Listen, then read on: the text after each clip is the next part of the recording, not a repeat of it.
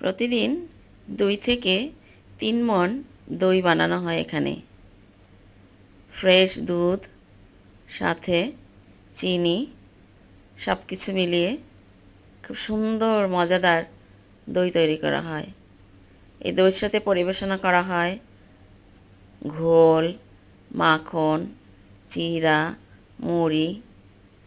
চিড়া মুড়ি ভিজিয়ে মাখন ঘোল দইয়ের সাথে মিশিয়ে খুব সুন্দর একটা আইটেম তৈরি করা হয়। সকালে নাস্তার জন্য খুব সুন্দর একটা আইটেম। বরিশালের বিখ্যাত চকবাজারে দধিঘর। আমরা যখনই শপিংয়ে যাই চকে কখনো মিস করি না। অসাধারণ দধির এই টেস্টি খাবার। দেখুন কত সুন্দর দধি, খুব মজাদার। ভোজন রসিক বরিশালের মানুষ খেতে খুব পছন্দ করে।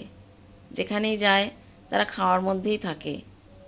তার মধ্যে যদি হয় এত মজাদার এবং লোভনীয় দধি, সাথে মাখন, সাথে চিড়া মুড়ি, অসাধারণ অসাধারণ সুস্বাদু